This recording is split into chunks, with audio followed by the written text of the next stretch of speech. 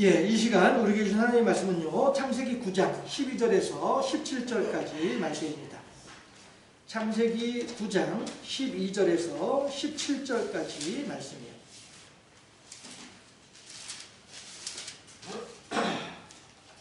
창세기 9장 12절에서 17절까지 말씀입니다.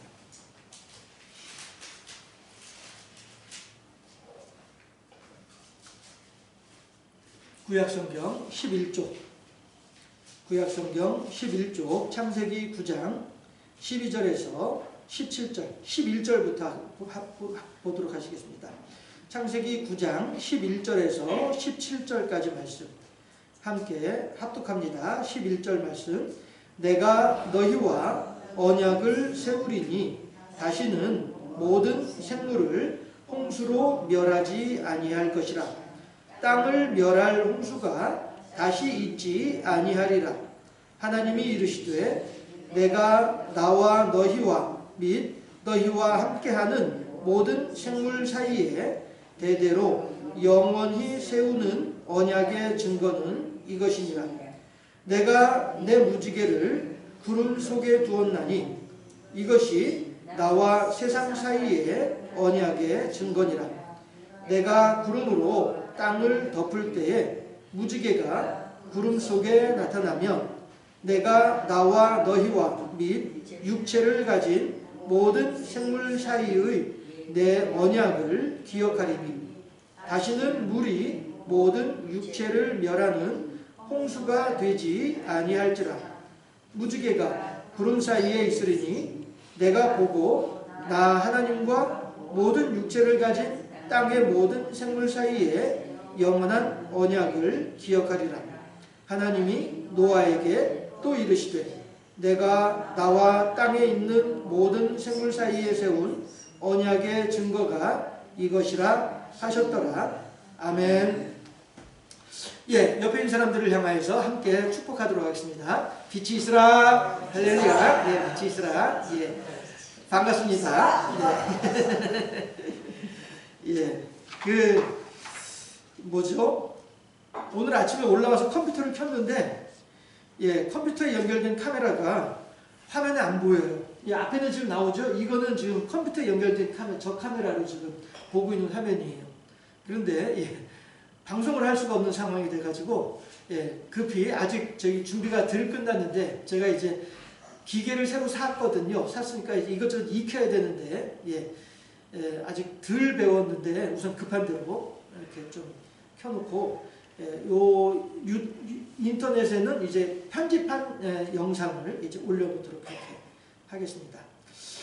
예, 참 쟤도 뭘 아는지 기기가 바뀐 걸 아는지 아무튼 저는 그렇게 됐습니다. 사순절 첫 번째 날입니다. 지난 수요일날 사순절을 어떻게 계산하는지에 대해서도 여러분들한테 설명을 해드렸고요. 그러고 보니까 지난주에 제가 지난 수요일날 수요 예배를 2번 인도를 했어요. 결국에는 한 번 인도한 거는 막 화면이 계속 떨려가지고 도저히 여러분들한테 공개해드릴 수가 없을 것 같아가지고 다시 이제 목양실에서 또 한 번 더 촬영을 해가지고 그 촬영한 그 영상을 이제 여러분들한테 공개를 해드렸는데요. 아무튼 이제 기계가 바뀌면서 저도 이제 배워가는 중이니까 예, 그렇게 됐습니다. 해서 지난 수요일날 사순절을 어떻게 계산하는지에 대해서는 여러분들한테 설명을 해드렸고요. 해서 오늘은 예, 그 사순절 첫 번째 주일이 됩니다. 해서 예, 사순절이라고 하는 것은 늘 기회 있을 때마다 여러분들한테 설명을 해드립니다만은 예수 그리스도께서 이 땅에 사람의 몸을 입고 오셔서 우리들과 똑같이 부혈은 아니구나. 예, 모정을 따라서 지내시다가 사람하고 똑같이 똥 싸고 오줌 싸고 피곤하면 자기도 하고 때로는 감기에 걸리기도 하고 뭐 장염에도 걸렸을 것 같아요. 어쨌든지 간에 예, 그 당시에 사람들이 하는 것들은 다 하신 거예요. 예, 그렇게 하시면서 사람의 삶을 직접 체휼하시는 거죠. 저 높고 높은 별을 넘어서 이 낮고 낮은 땅에까지 내려오신 예수님께서 진짜 사람으로서 진짜 사람의 삶을 지내시는 거죠. 그렇게 30살까지 지내시고 30살이 되었을 때 비로소 공생애를 시작하십니다.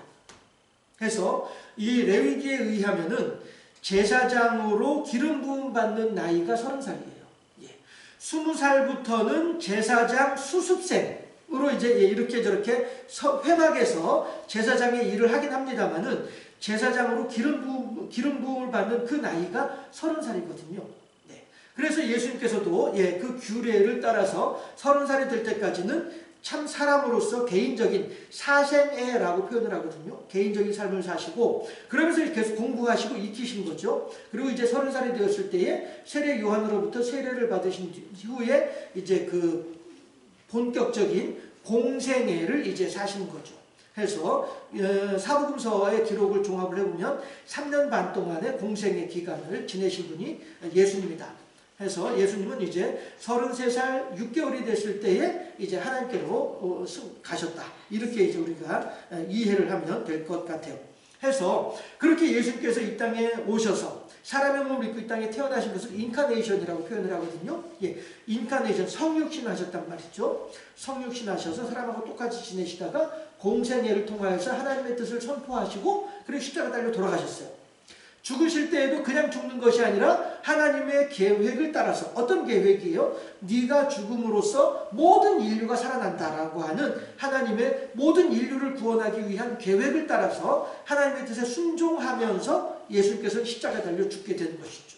그러니 겟세마네 동산에서 마지막에 하는 기도 내용이 뭐예요? 아버지여 할만하시거든 이 잔을 내게서 옮기시옵소서. 그러나 아버지여 나의 원대로 마옵시고 아버지의 뜻대로 되어지기를 원하나이다. 이게 예수님의 기도의 내용이었잖아요.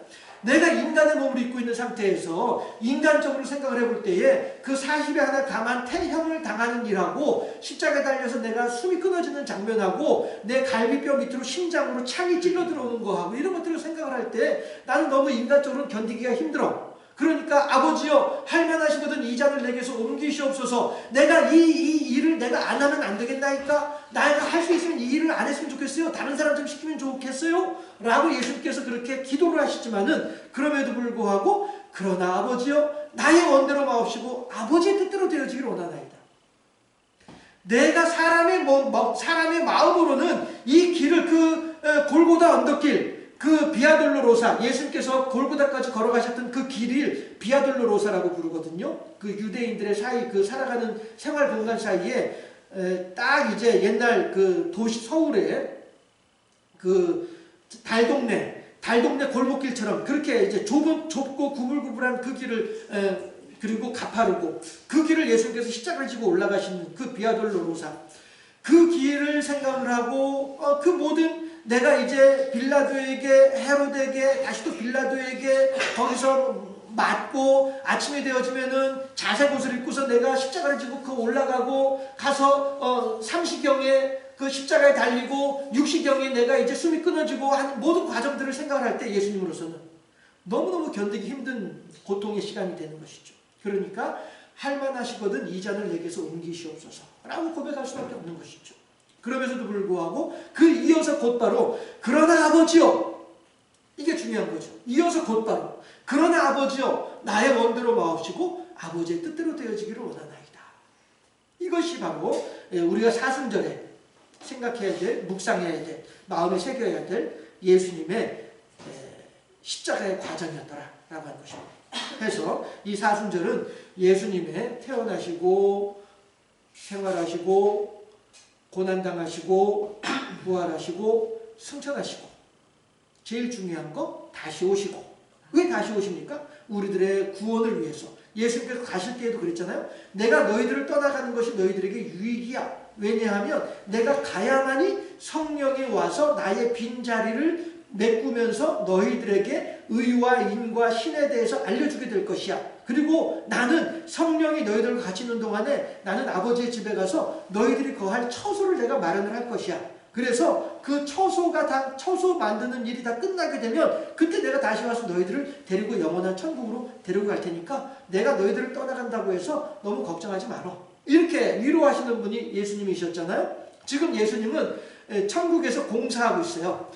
실내 인테리어 하고 있을 거예요. 아마 지금쯤은 이제 외벽 공사 다 끝내놓고 이제 안에다가 뭐 전등 달고 벽지 바르고 뭐 하면서 그런 거 하고 계실 것 같아요.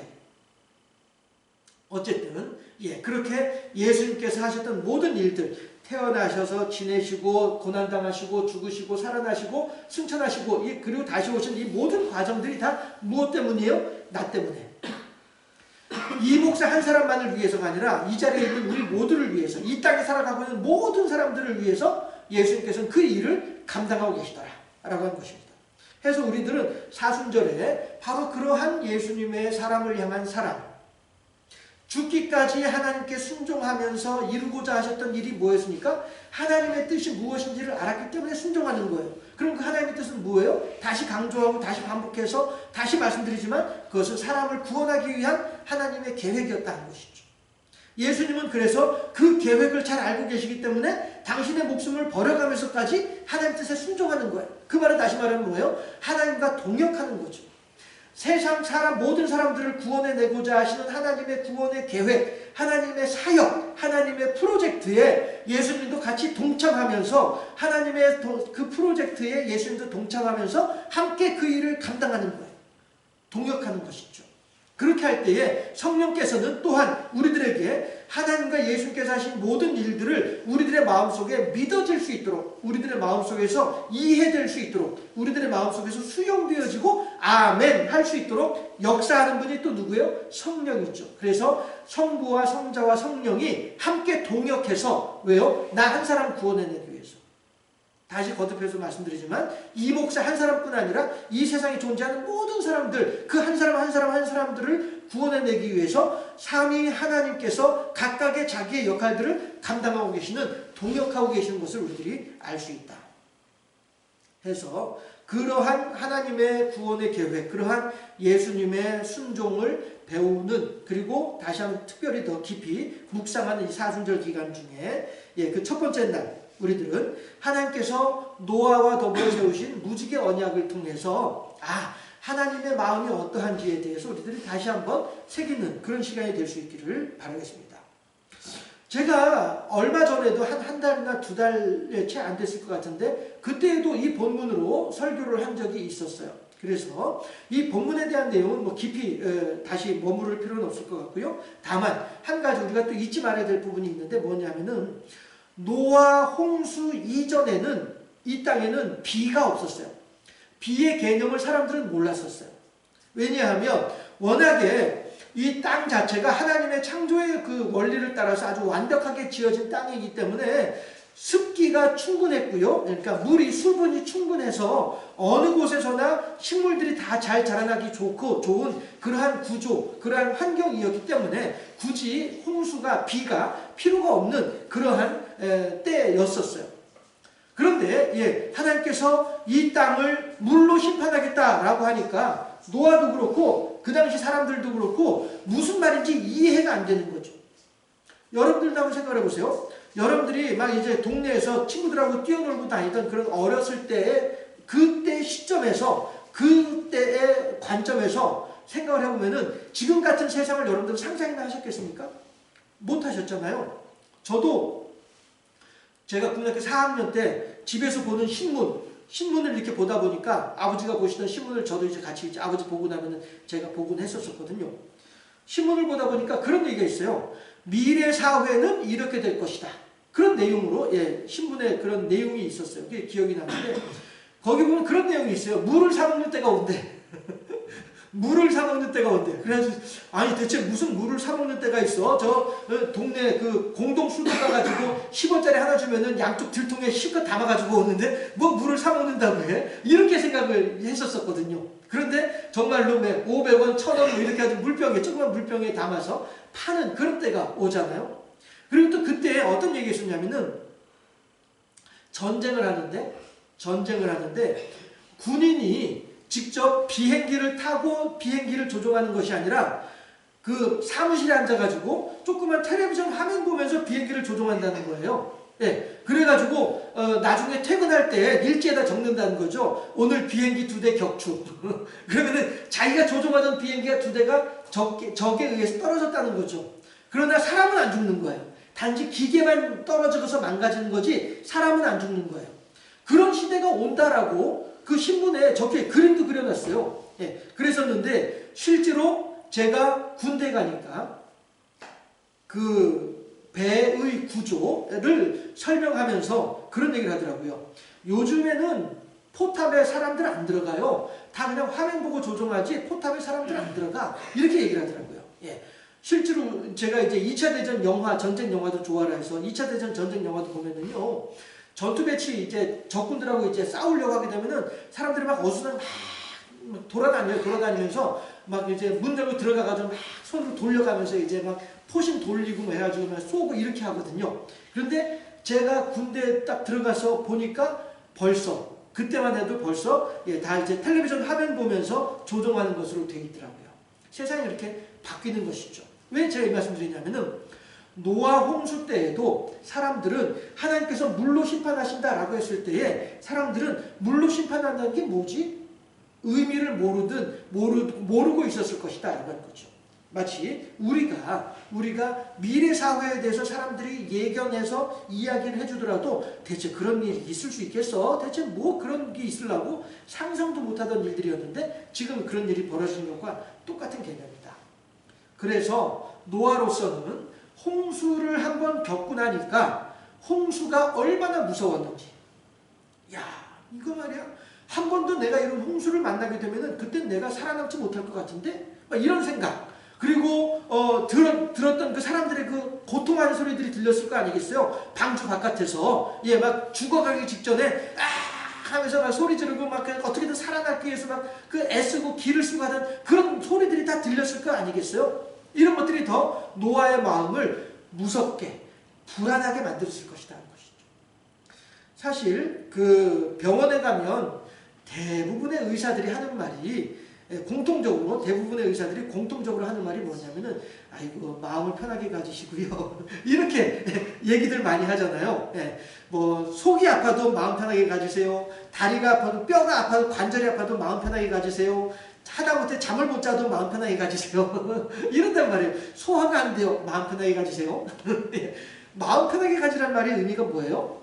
불안해하지 말라는 것이죠. 불안해하지 말아요.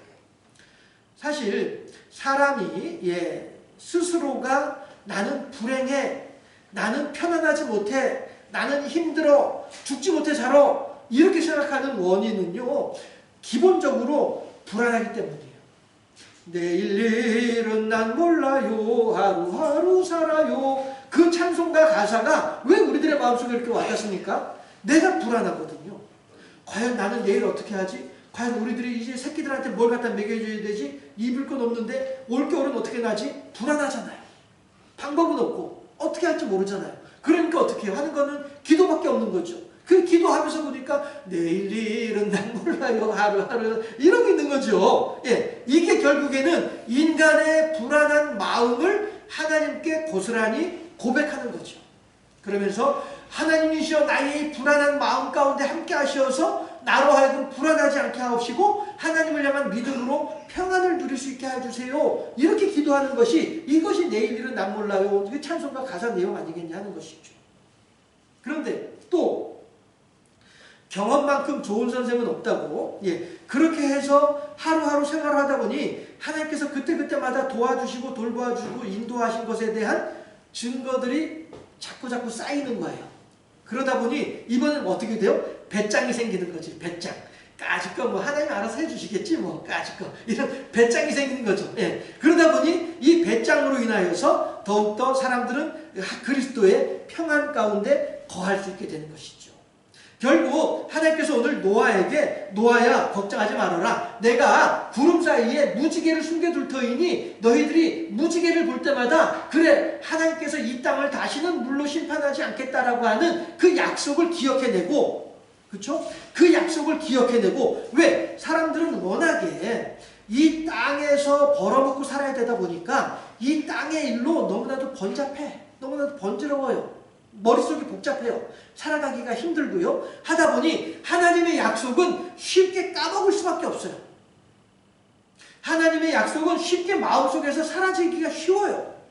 그렇게 하다 보니 하나님께서 그런 인간의 연약함을 알고 계시기 때문에 얘들아 하늘에서 비가 후두둑 떨어져? 비가 떨어지고 난 뒤에 내가 구름 사이에 무지개를 숨겨놓았어. 그러니까 너희들이 비를 보고 난 이후에 너희들의 불안한 마음을 무지개를 보면서 내 약속을 다시 기억해내고 너희들이 좀 편안하게 지내면 좋겠어. 이게 하나님의 뜻인 거예요. 결국에는 무지개를 구름 사이에 숨겨둔 하나님의 뜻은 내가 너희로 하여금 평안하게, 내가 너희로 하여금 행복하고 만족하게 살아갈 수 있기를 바라노라, 이런 뜻이 된 것이죠. 그저 하나님께서 심심해가지고 재미없어가지고 그래서 그냥 무지개를 구름 사이에 숨겨두신 것이 아니고요. 사람이 어떻게 해서든 불안하지 않고 어떻게 해서든 편안하게 지내기를 바라시는 것이 이게 하나님의 뜻이라는 거죠. 그러나 다만 어떻게요? 하나님을 향한 믿음으로, 우리들의 힘으로, 우리들의 능력으로, 우리들의 어떤 그런 방법으로 이 세상을 살아가고자 할 때에는 발 뻗고 잠을 잘 수가 없어요. 왜냐하면 내가 할 수 없는 일들이 너무나도 많으니까. 그런데 내가 할 수 없는 일들을 그럼에도 불구하고 내가 어떻게 헤쳐나왔지? 생각을 해보니까 아하, 그렇구나, 이게 하나님의 은혜로구나 하는 것을 나중에 알게 된단 말씀이죠. 그렇게 하다 보니 그것을 한 번, 두 번 하나님의 은혜인 것을 깨달아 알다 보니까 나중에는 배짱이 생겨가지고 웬만한 일이 생겨도 괜찮아, 기도하면 돼. 염려하지 마, 하나님께서 함께 하실 거야. 이렇게 배짱이 생기고 느긋한 마음이 생기면서 이 말은 무슨 얘기예요? 편안해지는 것이죠. 불안해지지 않게 되는 것이죠. 하나님께서 우리들에게 원하시는 것은 불안에 떨고 있는 두근 반, 세근 반, 합이 6근으로 덜덜덜 떠는 그러한 노심초사하는 인생이 아니라 편안하고 안심하고 만족한 삶을 살아가기를 바라신 분이 하나님이시다는 거예요.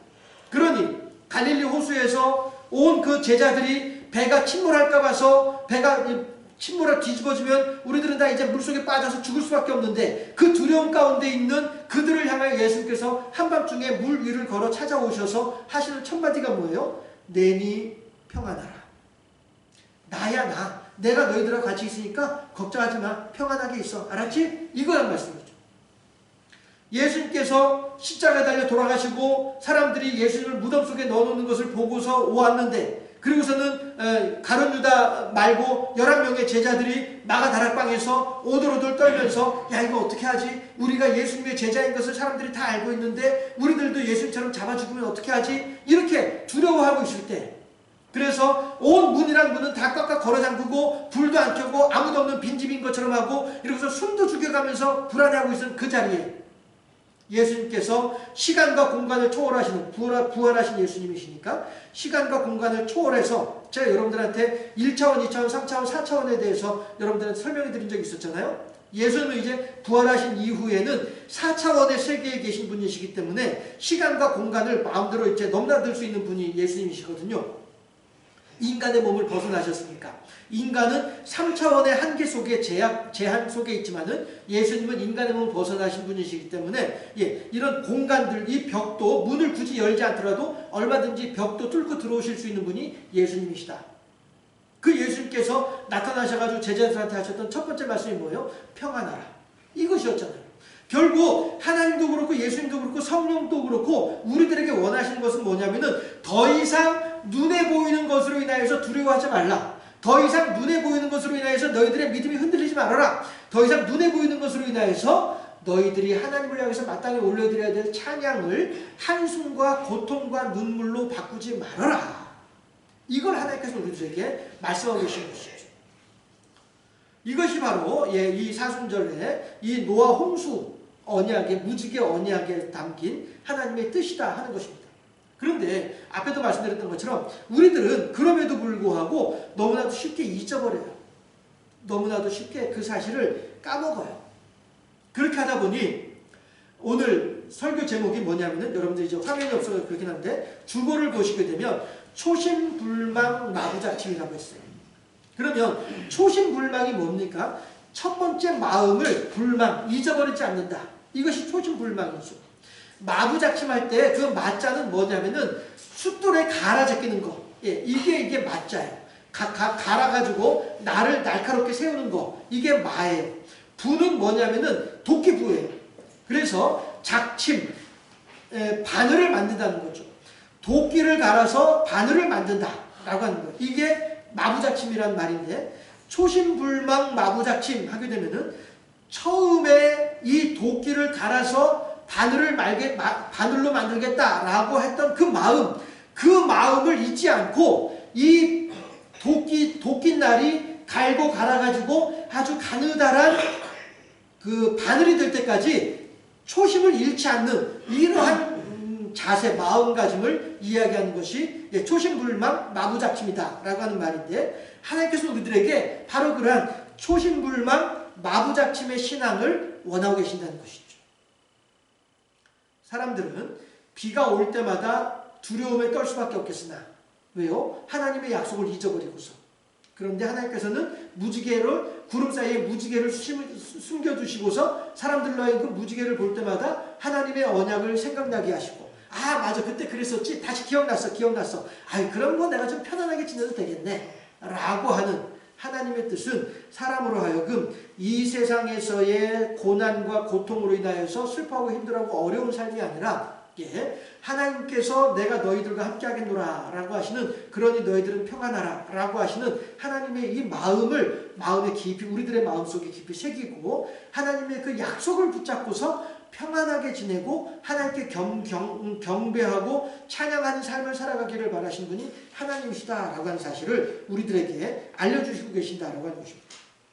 사실 사람들은 어떻게 하면 내가 편안하게 지낼 수 있을까? 어떻게 하면 내가 만족하게 지낼 수 있을까? 어떻게 하면 내가 남들보다 좀 떵떵거리며 살아갈 수 있을까? 이런 것들 가지고 많이 걱정을 하고 고민을 하고 힘들어하는 모습들을 보게 되지만, 적어도 우리 기독교인들만큼은 그러한 이생의 자랑과 육신의 정욕과 안목의 정욕을 따라가는 그러한 삶이 아니라 어떻게 해서든 하나님을 기쁘시게 하고 하나님을 영화롭게 하고자 하는 그 일을 위해서 힘쓰고 애쓰는 그런 삶을 살아야 되겠다라고 하는 것입니다. 이것이 바로 초심불망의 신앙 자세인 것이죠. 그러나 저만 하더라도 제가 이 시작하면서도 그런 말씀 드렸습니다만은, 목사 안수 받을 때 하고 박사 학위 받을 때 하고의 마음가짐에 대해서 비교해서 여러분들한테 말씀드렸습니다만은, 왜 그런 말씀 드리냐면은, 저 또한 마찬가지로 그동안에 목사로서 이렇게 좀 지내오다 보니까 그때 목사 안수 받았을 때의 그 마음을 제가 잊어버리고 있더란 말씀이죠. 그때 제가 앉았던 자리가 예배당의 구조상 딱 제 임권사님 앉아 계신 그 자리, 그쯤에 제가 앉아 있었거든요. 설교단 앞에서 오른쪽에 제일 앞자리에 앉아 있었고, 제 아내가 이제 이권사님 앉아 계신 그쪽 자리에, 그 옆에 이제 제 바로 뒤에 이렇게 앉아 있었어요. 맨 앞줄에. 그때의 그 마음, 그때 그 하나님을 향하여서 눈물을 이렇게 쏟으면서 하나님한테 했던 그 마음들, 아이고 하나님 나 같은 사람을 목사로 만들어주신 너무너무 감사합니다라고 하는 그때 그 마음, 이런 마음을 제가 잊어버리고 지내는 일들이 너무 많은 것이죠. 그런데 이런 기회를 통해서 다시 한 번 더 생각나게 하고, 아 맞아 내가 그때 그랬었지, 내가 그때 그런 마음으로 하나님을 서 있었었지, 뭐 이런, 서 있는 게 아니라 앉아 있었죠. 의자에 앉아 있었으니까. 그런 마음으로 앉아 있었지. 이런 것들을 다시 한번 상기하면서, 그래 내가 그래도 어찌하든지 하나님께 영광 돌려드리는 삶을 살아야지 라고 한 생각을 한 번 더 하게 되는 것이죠. 이런 것처럼 마찬가지로 교인들한테도, 아이고 목사님 그거 귀에 못이 박이도록 들은 얘기예요, 뭐 또 해요 라고 할 수도 있겠으나, 그럼에도 불구하고 하나님께서도 시시때때로 구름 사이에 무지개를 보여주면서 사람들한테 잊어버리지 마, 꼭 기억하고 있어, 알았지? 너 또 잊어버리고 있었지? 내가 잘 알고 있어. 자, 무지개 보면서 다시 한번 마음에 깊이 생각을 하고, 알았지? 옳지, 그래 다시 한번 더 시작하자고. 이렇게 하나님께서도 말씀하고 계신 것이죠. 그런 것처럼 우리들도, 아이고 그 귀에 못이 박이도록 들었어, 저 목사님 저 설교제로 떨어졌나 보다, 했던 얘기 또 하는 거 보니까 설교 다 떨어졌나 보다, 이렇게 생각할 것이 아니라, 성경에서도 곳곳에서 이러한 내니 안심하라, 내니 두려워 말라, 평안하라 하시는 말씀들이 곳곳에 있잖아요. 구약 성경에 여러 곳에, 신약 성경에서도 여러 곳에 시시때때로 사도들은 그 편지 시작할 때 하고 편지 끝날 때마다 꼭 평안을 원하노라, 평안하기를 기원하노라, 이렇게 평안을 얘기하고 있고요. 왜 그렇습니까? 해도 귀에 못이 박이도록 하더라도 부족함이 없기 때문이에요. 왜요? 우리들은 그만큼 쉽게 잊어버리기 때문에. 우리들은 그만큼 쉽게 그때의 감동과 그때의 감흥을 쉽게 망각하는 사람들이기 때문에. 뭐 때문에요? 이 땅을 살아가는 일이 바쁘다 보니까. 그러니 그때그때마다 하나님께서는 우리들에게 생각나게 하시고 다시 추억하게 하시고 다시 되새기게 하시면서 우리로 하여금 한 번 더 하나님을 향하여서 털고 일어날 수 있는 그러한 신앙인이 되기를 바라신 분이 하나님이시다. 그게 초심불망 마부작침의 신앙이다라고 하는 것입니다. 그 커다란 도끼를 갈아가지고 가느다란 바늘을 만들려면은 얼마나 많은 시간이 필요하겠습니까? 아마 평생 동안 갈아도 만들지 못할런지도 몰라요. 그럼에도 불구하고 초심불망, 처음에 내가 이 도끼날을 갈아가지고 바늘을 만들어야지 라고 마음먹었을 때 그 초심을 불망, 잊지 아니하고, 초심을 늘 마음에 간직하고 잊지 아니하고, 그리고 마부작침, 도끼날을 갈아서 바늘을 만들겠다라고 하는 그런 굳은 결단인 것처럼 우리들도 하나님을 향하여서 그래요 하나님, 저의 하나님을 향한 첫사랑을 잊어버리지 아니하고 늘 하나님께 첫사랑을 고백하면서 하나님께 영광 돌려드리며 하나님을 진정으로 사랑하는 삶을 살아가기를 소망하나이다. 이게 바로 초심불망 마부작침의 신앙이다 하는 것이죠. 네가 목사 안수 받을 때에, 네가 세례 받을 때에, 네가 첫사랑을 고백할 때에, 네가 처음으로 은혜 받을 때에, 네가 처음으로 방언을 할 때에, 네가 처음으로 환상을 보았을 때에, 그때 그 마음 너 잘 기억하고 있어? 하나님께서 우리들에게 하신 말씀, 초심불망 마부작침의 신앙. 너 왜 불안해하는 거야? 나를 믿지 못하니까 불안한 거 아니야. 나를 믿음으로써 더 이상 불안 가운데 있지 말고 평안하게 지내. 내가 너와 같이 있잖아. 염려하지 마. 내가 다 알아서 해줄게. 걱정하지 마. 이것이 오늘 우리들을 향한 하나님의 위로하심인 줄로 믿습니다. 해서 여러분들은 여러분들의 삶의 현장 속에서 어떠한 불안의 요인들을 가지고 계십니까? 관절이 안 좋아서, 아니면은 뭐 몸에 어떤 병이 있어서, 아니면은 먹고 살아갈 일이 뭐 힘들어서, 특히 이제 우리 집에 지금 두 아들 녀석이 이제 작은 녀석도 이제 곧 이제 며칠 있으면 졸업을 하는데요. 이제 본격적인 이제 사회생활을 해야 될 터인데, 이 녀석들도 이제 어떻게 자기들의 인생을 펼쳐나가게 될지 아직은 뭐 이렇게 알 수 없는 그런 때이기도 합니다. 그러나 그럼에도 불구하고 그들도 마찬가지로 우리들의 삶의 새로운 전기가 펼쳐지는 이 상황 속에서 무엇을 어떻게 해야 될지 불안해할 수도 있을 거예요. 그러나 그들에게도 또한 마찬가지로 하나님께서는 동일하게 말씀하시기를 걱정하지 말아라. 내가 너희들의 머리칼 하나까지도 다 셀 수 있어. 그런 것처럼 세밀하게 세심하게 너희들을 보살펴주고 돌봐주고 있으니까 불안해하지 말고 나를 믿는 믿음 가운데에서 평안하게 지내고 나를 향해서 기도하고 나와 함께 교제하고 교통하면서 마음 편하게 지내. 내가 알아서 해줄게. 이것이 초심불망 마부작침의 신앙이다 라고 하는 것이죠. 하나님을 향하여서 우리들도 그렇게 굳은 믿음으로 하나님께 영광 돌려드리고, 어저께도 나와 함께 하신 하나님 오늘도 함께하고 계시잖아. 그러니까 뭐 내일도 함께 하실 거야. 분명히 이 믿음으로 배짱을 가지고 하나님과 더불어서 평안을 누리며 살아가는 하나님을 향한 경배와 찬양하는 일에만 열심을 내고 그 일을 위해서 더욱더 힘쓰고 애씀으로써 하나님을 기쁘시게 할 수 있는 그러한 초심불망 마부작침의 신앙으로 끝까지 하나님께 영광 돌려드리는 우리 모두가 되어질 수 있기를 주님의 이름으로 축원합니다. 기도하겠습니다.